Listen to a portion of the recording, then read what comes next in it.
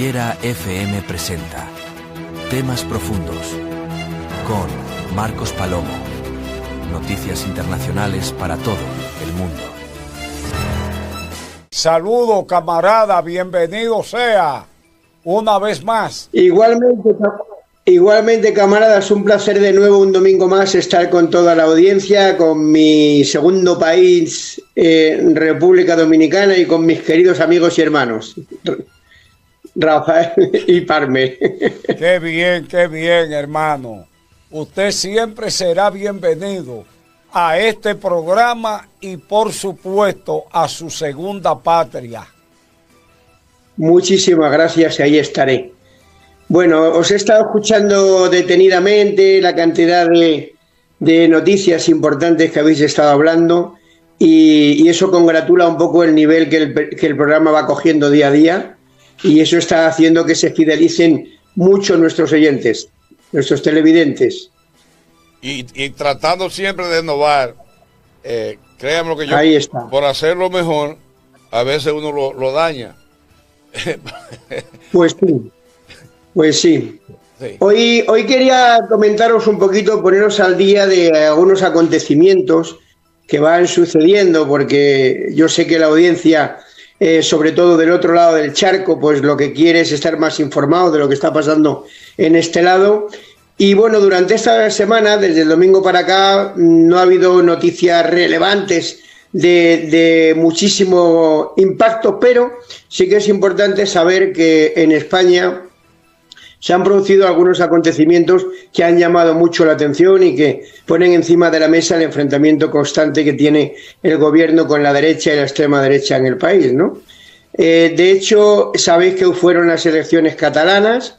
Aún todavía no se ha hecho el debate el debate de investidura, y no hay ningún candidato presentado para ser presidente, pero sí que es cierto que hay dos frentes abiertos muy importantes. Uno es el Frente Nacionalista. De hecho, hoy, esta misma semana, Junqueras, que es el expresidente de Esquerra Republicana de Cataluña, se ha desplazado a Bélgica para hablar con Carles Puigdemont, que es uno de los candidatos que se quiere presentar como presidente de la Generalitat, para intentar llegar a acuerdos para ver qué es lo que hacen, ¿no? Como no ha habido mayoría absoluta en Cataluña, pues está claro que tanto Carles Puigdemont como Salvador Illa, que es el candidato del PSOE, están intentando hacer cantos celestiales a Esquerra Republicana de Cataluña, que es el otro socio nacionalista, que puede decantar un poco la balanza hacia un lado u otro, ¿vale?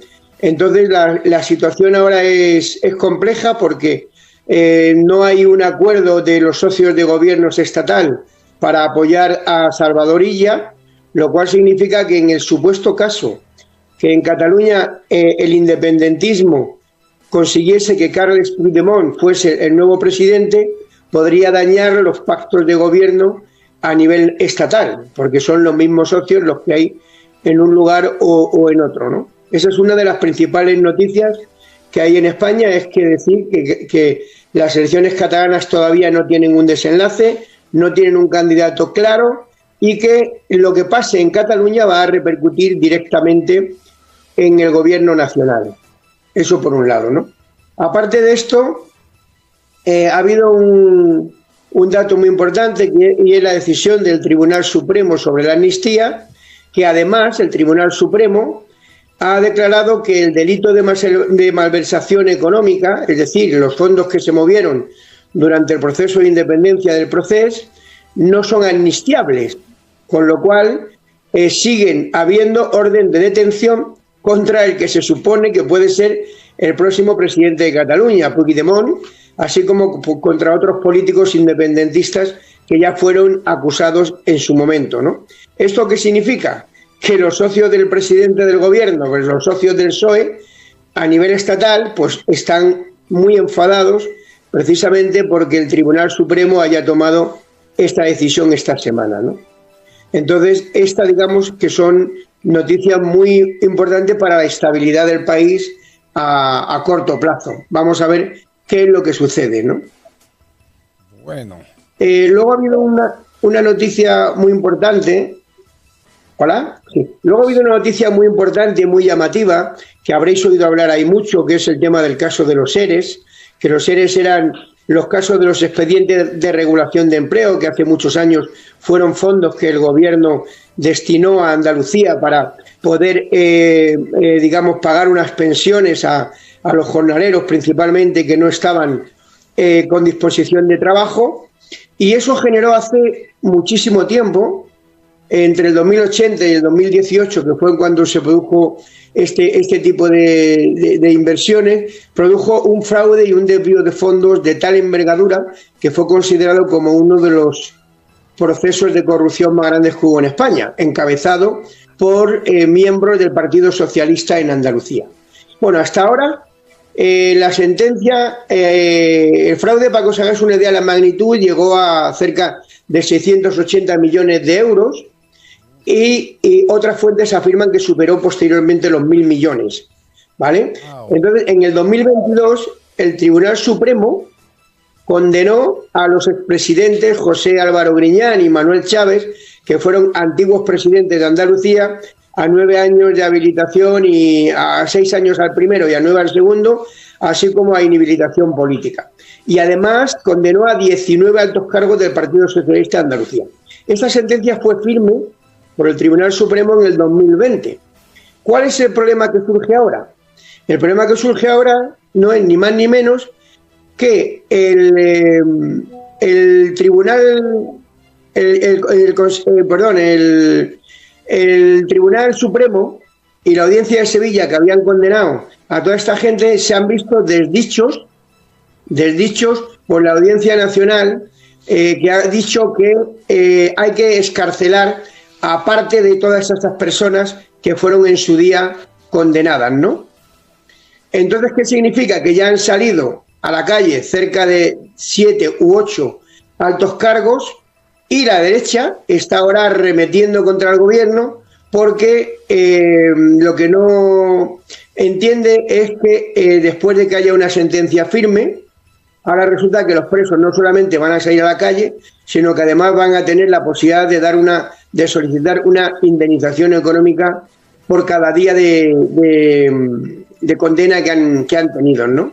Entonces, bueno, la situación se ha puesto muy, muy complicada en este momento, porque lo que dijo el Tribunal Supremo ha sido desdecido, y ahora vamos a ver qué es lo que sucede, porque eso ha llevado a un nuevo enfrentamiento entre los socios de gobierno y el presidente de gobierno, ¿no? Entonces, bueno, pues España está un poco convulsa en estos sentidos, y para mí esas tres son las noticias más importantes que han habido a lo largo de esta semana aquí en España. Bien, gracias, camarada, muy importante su intervención, pero quería decirle que hay noticias desde el frente ruso-ucraniano que son sumamente importantes. Hemos escuchado que el ejército de Ucrania perdió 6 nuevas ciudades en la provincia, en la región de Kharkov. El ejército ruso recuperó 6 pequeñas ciudades, pero además han habido combates fuertes. Entre ellos, el ejército ruso destruyó 6 aviones Sukhoi 27 y averió 2 en el transcurso de esta semana. Se dice que el ejército ruso destruyó 451 drones.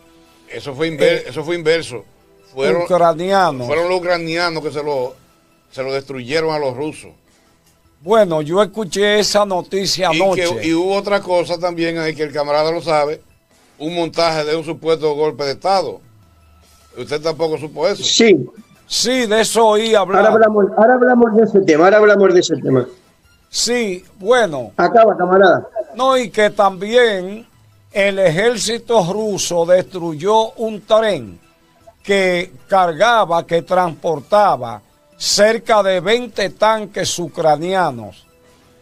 Y bueno, hubo ataques en Chornomorsk, próximo a Odessa, un puerto muy importante a través del cual le ha estado llegando ayuda a Ucrania desde los países de Europa.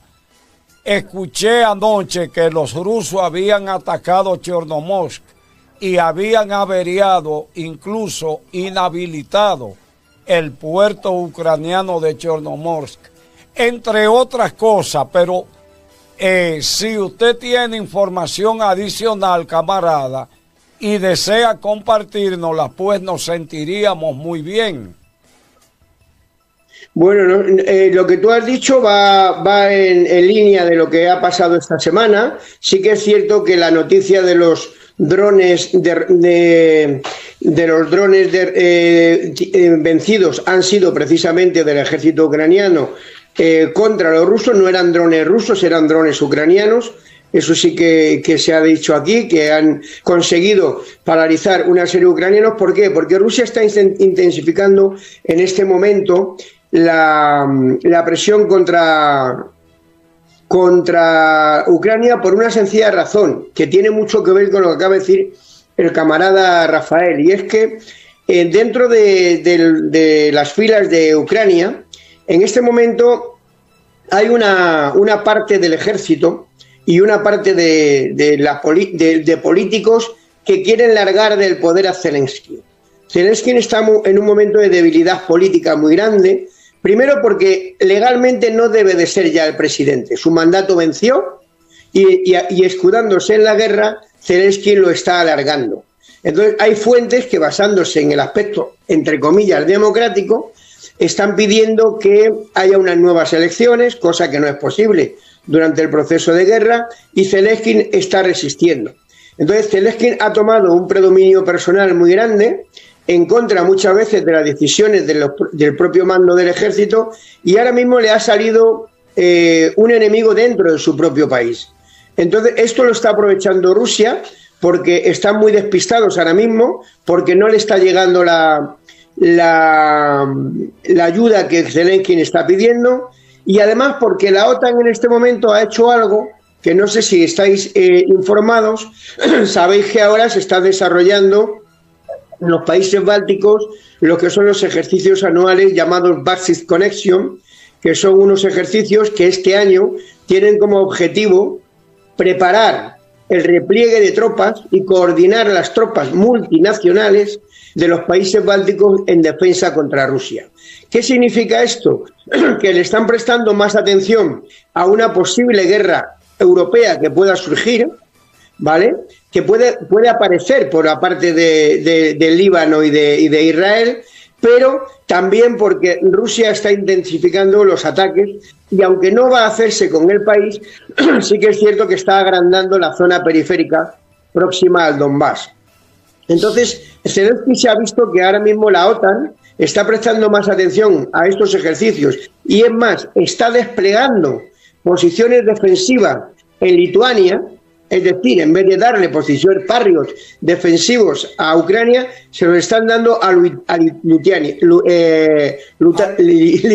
coño. Lituania. ¿Y por qué? Porque quieren hacerlo basándose en estos ejercicios Basic Connection, quieren hacer una prueba de qué pasaría si establecen un cordón de defensa en Lituania, porque si sale bien, luego lo desplegarían en todo el conjunto de los países bálticos. Y esto le ha quitado fuerza y atención a Ucrania. ¿Por qué le ha quitado fuerza y atención? Porque tanto Estados Unidos como Europa están viendo que la guerra está perdida. Entonces, de alguna manera, quieren que se autoconvenza a Zelensky de que tiene que aceptar todas las posiciones de paz, ¿no? Lo único que, por un lado, le están diciendo que aguante, y por otro lado no le están dando ayuda, ¿no? Entonces sí que es cierto que Rusia está aprovechando eso, y de ahí todos los ataques de esta semana. Y de hecho la va a intensificar no tardando mucho, va a intensificar todavía mucho más la presión contra Ucrania, porque lo que tiene como objetivo es menguarle el número de efectivos humanos y menguarle el número de armamento defensivo. Con eso Ucrania, yo pienso que va a tener que plegarse un poco a las exigencias y al proceso de paz que está reclamando Rusia. Sí, Marco. Pero por ahí van los tiros. Esto es lo que pueda añadir. Sí, Marco. Y a propósito, escuché también que ya Volodymyr Zelensky está barajando la posibilidad de sentarse con las autoridades rusas, concretamente con Vladimir Putin, a iniciar los diálogos para negociar la paz. Escuché eso anoche.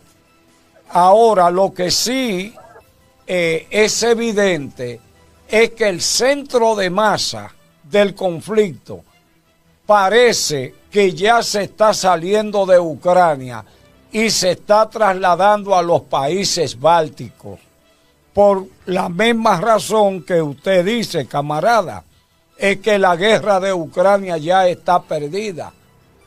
Y pensará la OTAN, eso especulo yo, pensará la OTAN que como la guerra de Ucrania ya está perdida y ahí la OTAN puede hacer poca cosa, ellos están reforzando a los países bálticos, imaginándose una posible amenaza rusa contra los bálticos, cosa que yo no creo, por supuesto. No, yo tampoco lo creo, pero es más, la OTAN quiere que se produzca esa negociación entre Rusia y Ucrania, pero la OTAN no quiere que la negocie Zelensky. La OTAN está presionando para que sean otros actores políticos de Ucrania los que se sienten en la mesa con Putin. Eso es una evidencia. ¿Por qué? Porque Zelensky va a acabar siendo para Ucrania lo que Guaidó acabó siendo para Venezuela. Un títere al que primero le ensalzaron y luego le obviaron, ¿no? Y eso es lo que va a pasar con Zelensky en el futuro. Camarada, una pregunta, ya que estamos en el Medio Oriente. ¿Qué tal de cierto que Putin ha separado de su fila lo que tiene una tendencia gay o lesbiana? ¿Es cierto eso? ¿Cómo? ¿No me he enterado? ¿Que tiene una tendencia gay? Sí, o sea, lo ha separado de su fila militar, o sea, que no está permitiendo ese tipo de acción dentro de su fila. Bueno, sí es cierto que paradójicamente Rusia no tiene legalizado el movimiento LGTBI y por cierto sí que castiga, condena y detiene al movimiento gay en Rusia, cosa muy llamativa, ¿no?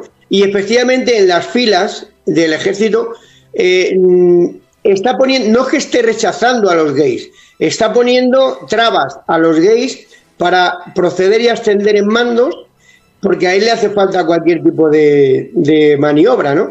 Pero sí que es verdad que la postura de Putin y la postura rusa no es partidaria del movimiento LGTBI. En Rusia ese movimiento está condenado por parte del gobierno, por la parte de la ley. Es verdad. O sea, porque escuché algo así que decía, o tú eres papá o tú eres mamá.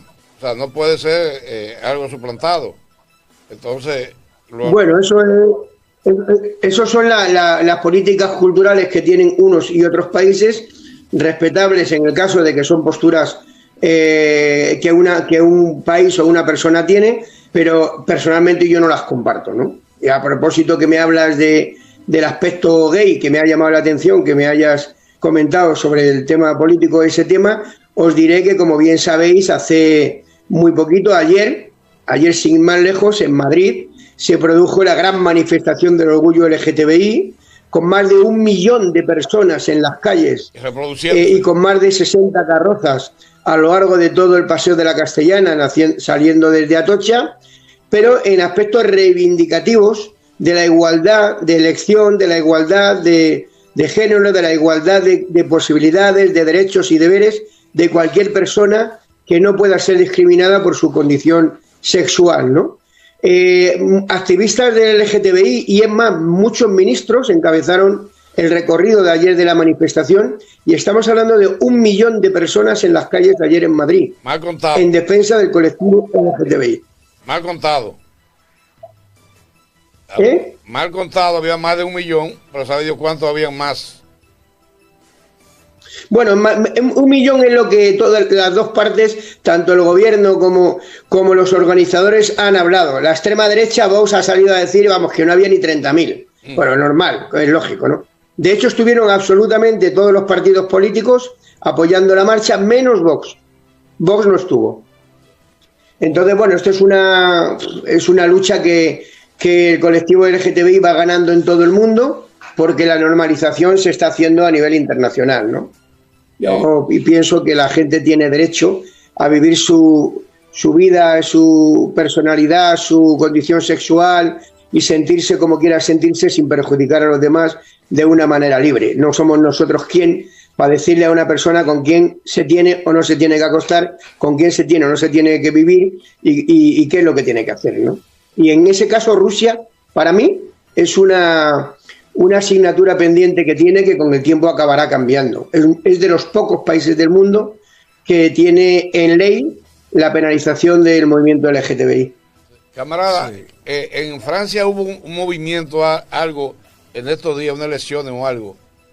No recuerdo bien. Pero... Sí, es muy importante esto que acabas de decir porque sabéis que hoy se está votando. Hoy de nuevo se está votando la segunda vuelta de las elecciones francesas. En la primera vuelta ganaron la extrema derecha, no llegó a la mayoría absoluta y el segundo grupo que salió fue el Nuevo Frente Popular, que fue un frente que aglutinaba a toda la izquierda menos a Macron. ¿Qué es lo que ha pasado ahora? Y qué es llamativo, que en la segunda vuelta de hoy Macron y el partido de Macron también apoya el voto y ha pedido el voto para el Nuevo Frente Popular. ¿Por qué? Porque ellos saben que ya no van a salir, quedaron fuera y la segunda vuelta se dirime, como en Estados Unidos, entre los dos principales partidos. La movilización está siendo tan alta que, por ejemplo, para que sepáis, a las 12 del mediodía de hoy había votado ya el 26,63% de la gente. Es decir, la mayor votación en la historia, en los últimos 43 años de Francia. Con lo cual, aunque sí que es cierto que las encuestas dicen que la extrema derecha va a ganar, se va a alejar bastante más de la mayoría absoluta de lo que tenía la semana pasada. Y hay algunos observadores que no descartarían el sorpaso que llamamos aquí. Es decir, la sorpresa de última hora, porque no olvidemos que Macron tuvo un 16% de los votos.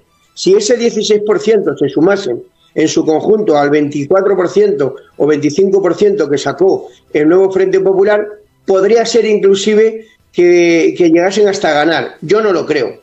Yo creo que la extrema derecha va a ganar, lo que pasa que no va a ganar con el margen que consiguió la semana pasada. Eso es lo que está pasando en Francia en este momento. Bueno, camarada, le hemos dado la vuelta al mundo en fracciones de minutos. Su intervención siempre es muy importante. Estamos trabajando en su proyecto y esperamos la semana que viene.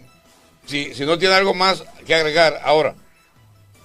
Solamente me vais a permitir, porque es por cuestión humanitaria, hacer un pequeño comentario en una masacre, un genocidio todavía mayor que el que está sucediendo en Israel, que en este momento se está produciendo en Sudán.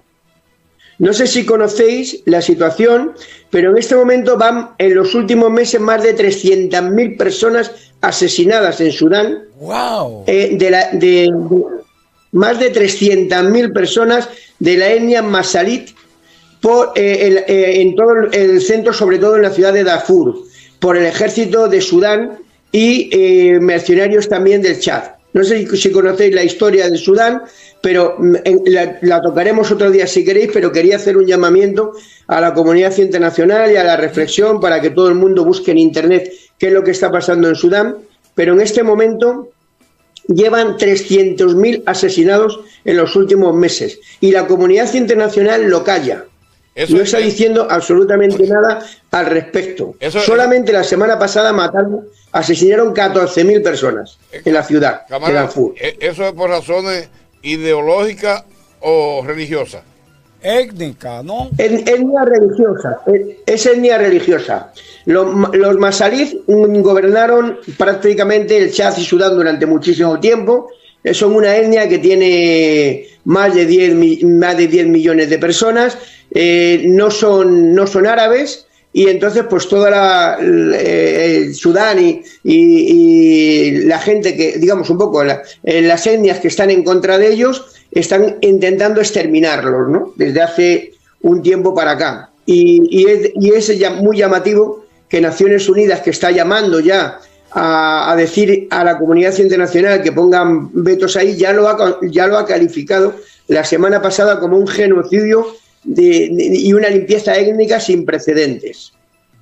Para que vosotros sepáis que no solamente estamos hablando de un conflicto, ahora mismo hay 16 conflictos de guerra abiertos en el mundo, y entre ellos a mí me llama muchísimo la atención el de Sudán, por las barbaries que se están cometiendo allí. Camarada, les voy a dejar un trabajito pequeño para la semana que viene, una pequeña tarea, para que nos oriente cómo fue la catástrofe del COVID en Sudán, a ver qué daño hizo, qué daño causó con la pandemia del COVID. Le voy a dejar eso para que usted la semana que viene. ¿En Sudán? ¿Por qué en Sudán? ¿Por qué en Sudán?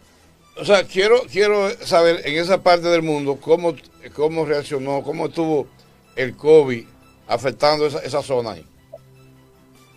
Solamente ahí. Bueno, si quieres que te lo comente, lo haremos, lo prepararemos y tal, pero no solamente el Sudán. Todos los países de África sufrieron muchísimo el COVID. Estamos hablando de Guinea-Bissau, Isea Conakry, estamos hablando de Sudán, estamos hablando de Centroáfrica. Ahí no había recursos porque el Occidente se encargó de que no llegasen las vacunas en la cantidad necesaria. Era el tercer mundo, y el tercer mundo a Occidente no le importa, ¿no? Pero bueno, lo que yo te pueda contar la semana próxima, si quieres que hablemos del tema de Sudán, va a ser un común denominador para otros muchos países de África, ¿eh? No, o sea, no va a haber un cambio. Porque, por ejemplo, le voy a decir, aquí los hermanos nuestros en Haití, no hay ninguna estadística que diga cuántos murieron, porque creo que fueron muy pocos. Ellos fueron resistibles a la pandemia. O sea, resistieron la pandemia y no hubo vacuna ahí, y no hubo ese gran desastre. ¿Cierto?